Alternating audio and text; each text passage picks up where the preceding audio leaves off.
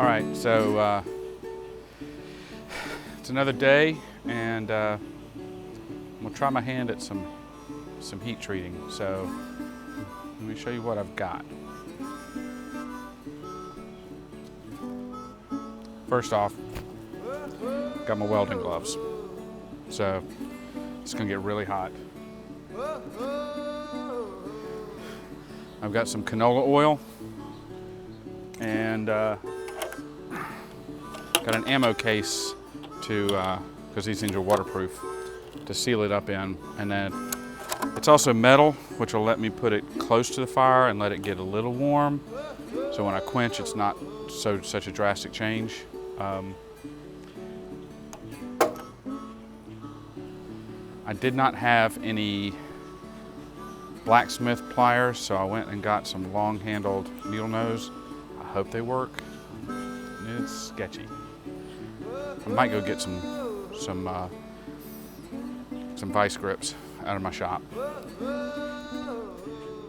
And then finally, I've got an extension magnet. So the idea is, when you get it up to the right temperature, it becomes non-magnetic, and that's what you're looking for.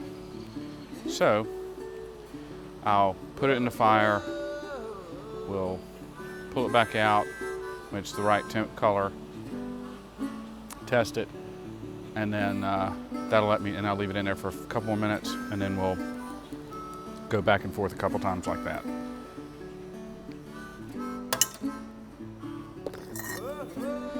And this is my bellows. I use the shot back method. And I tested it the other day, and holy cow. I'm gonna have to really make sure I don't blow this thing to smithereens and overcook it, because it puts out a lot of air, gets a lot of airflow through there, so get everything started. And then I'm gonna set the camera back a little ways, use my zoom lens, and then I'll get you guys the shots. All right, I guess we get cooking.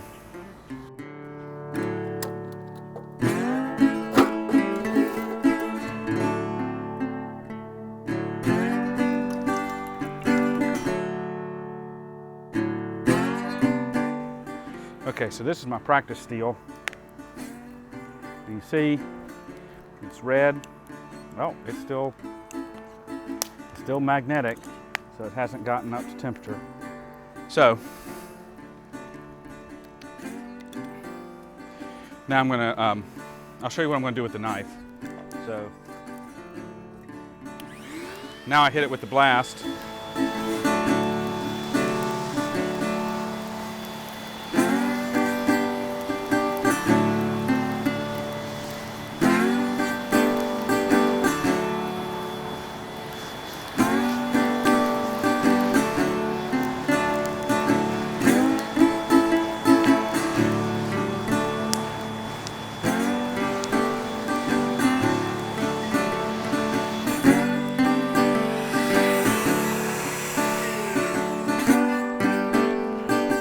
Now that eats up a whole lot of charcoal. It's important that when I put this knife in, I'm gonna bury the blade down a little bit, because I don't want the tip to get too hot.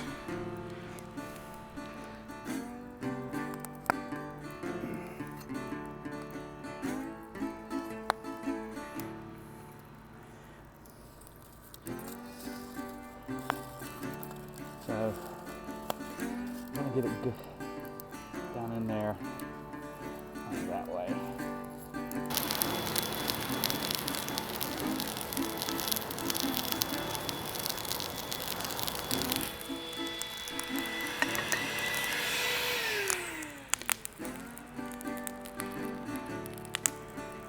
Now what I'm going to do with this is I'm going to normalize the metal first.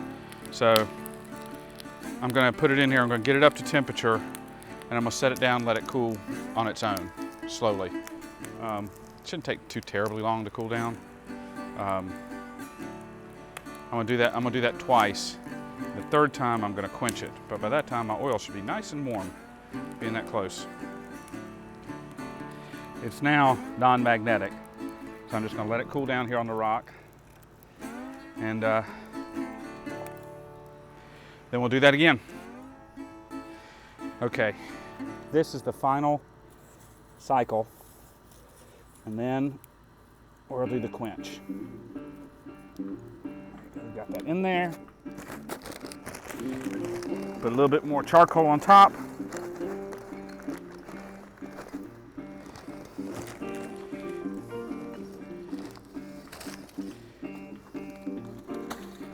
And then we blowtorch.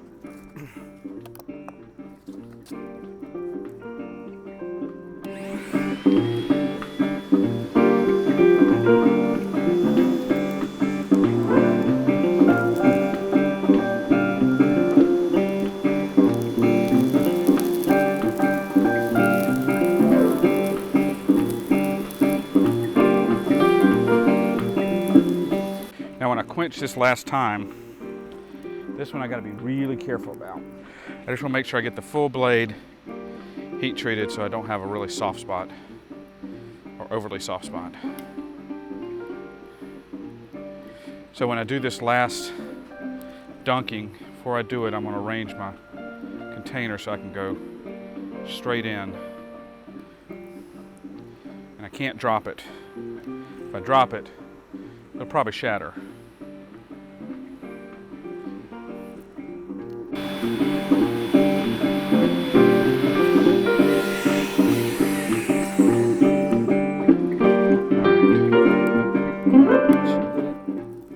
I'm gonna set my oil up.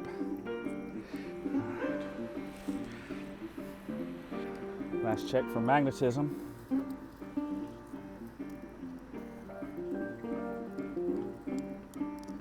There we go, we're good.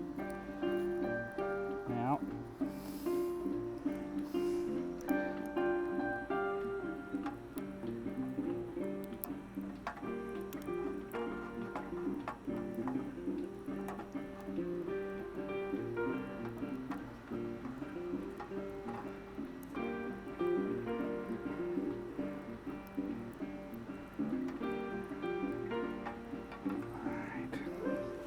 whew. That was one of the scariest things I've done on this project. Not the fire.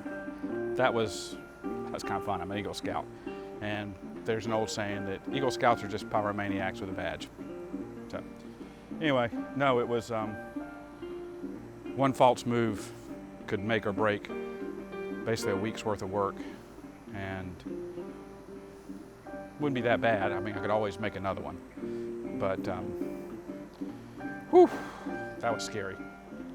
All right, so I've got it cooled down in the oil. The oil was warmed up by the fire, even though it wasn't close by. I'm kind of worried about the seal on the thing. Maybe this wasn't such a good idea, but whatever, I'm learning.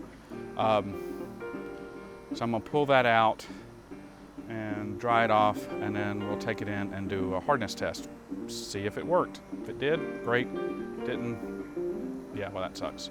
And if it did, then I'll take it in the kitchen, and I'll start the annealing process, which is bake it for 2 hours at 400 degrees, and then let it cool all the way down, and do that twice. So let's see what happened. All right.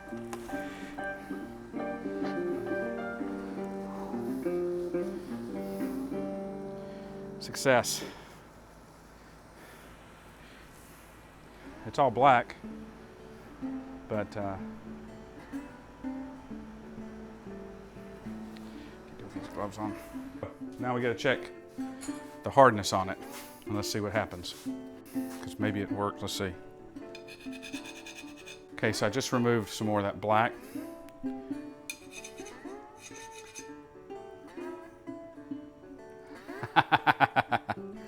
It worked. It worked. Yeah. Got a hardened blade. So now it's very fragile, so I can't do anything with it. I gotta get some of this black off of here, and then I'll start cooking it tonight. I'll do one round of cooking tonight because it's late, hot, so I still gotta pick up, and then I'll do the next rounds tomorrow. All right, though. Yeah. And just a little, ever so slight.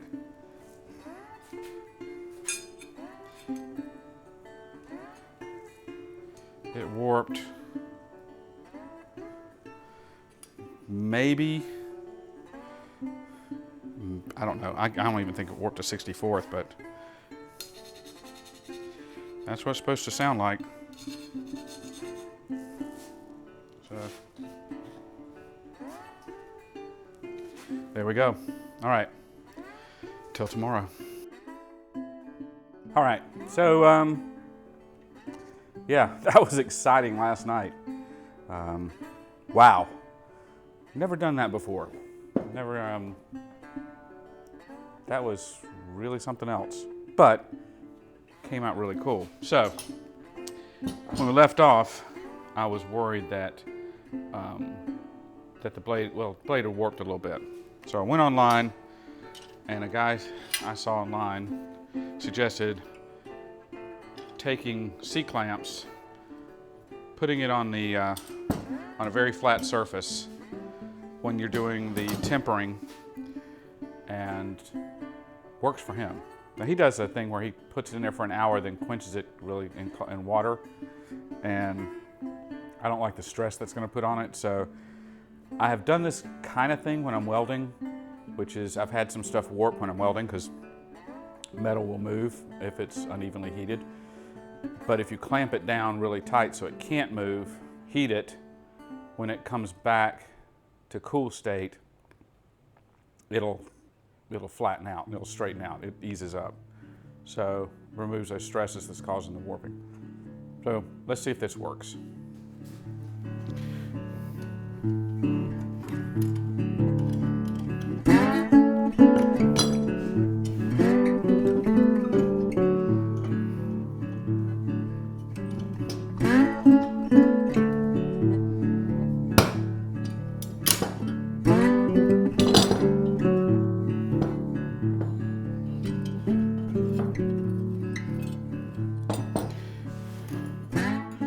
All right.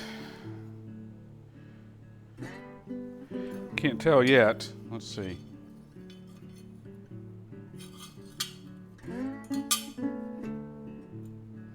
Nope, didn't quite get it out. Got out of the heat treatment. It is a straw color, dark straw, because I've gone through the heat treatment maybe 4 times. Because it had a little bit of a warp to it, and I wanted to get it out, and I was trying to avoid using a mechanical method, but I kind of ended up using a mechanical method, and I got it super, super close.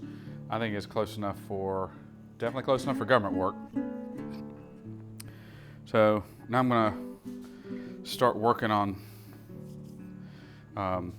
removing all the grime, getting back to the original color, sanding this down really good with some 120 and 220 and all that, and then I'll start working on the handles. So I was going to use the maple here, or the hickory.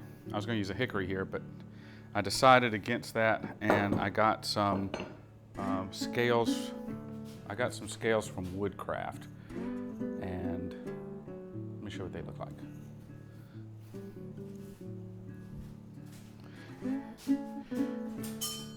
So I went ahead and just bought some scales because they were only $10, and that seemed to be about my price point. So they are bocote.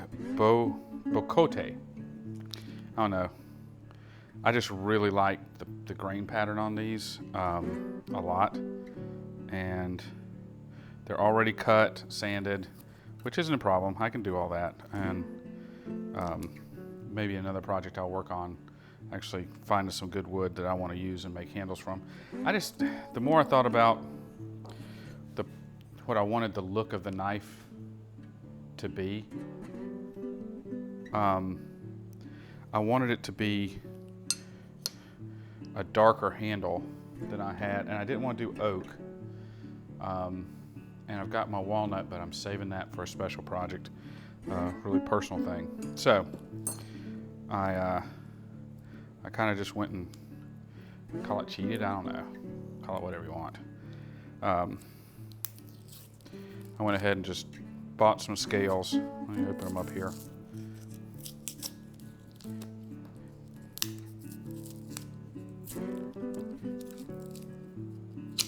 There we go. So here we go, got the scales, and I just think that is just beautiful. And that is gonna look so nice on my handle. I mean, come on people, that is going to make a really nice knife. You know, that's something I can hand down to my grandkids. So that's what I'm gonna use. So I'm gonna finish this up. Next thing, steps are just a bunch of sanding. Nothing really exciting on that. And then we'll get to assembling, putting the pins into the holes here, drilling the scales for the pins, grinding the final bevel. So I'll need to change my belt to an easier belt, or easier, less aggressive. I've got some 120, and so I'll use that to grind the final bevel and get this thing ready to go. We're in the home stretch, people. The hardest, longest things have been done in making a knife, and it took me several days of work, but you know, I'm sure I've seen a guy who he's like, yeah, he can build a knife in 2 hours. The guy's a professional knife maker. What do you think? This is my very first one.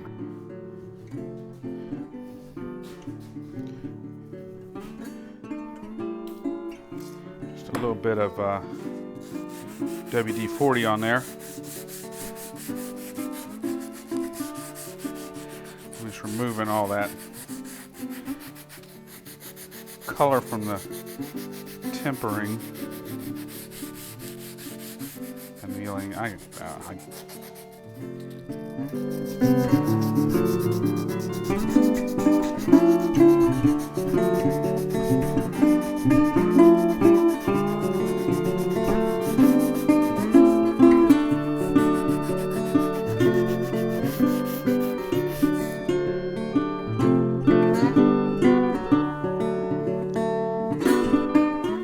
That's getting right pretty there.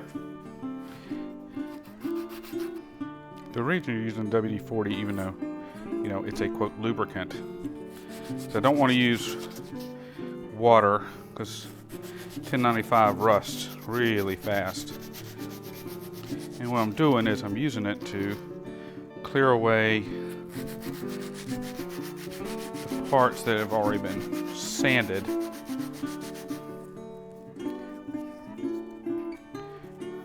And so I have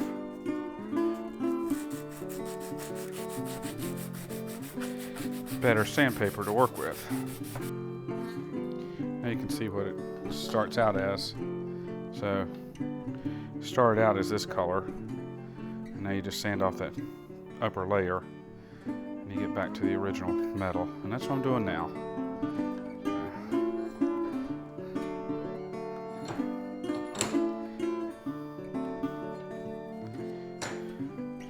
Here we go. Get it pretty well sanded.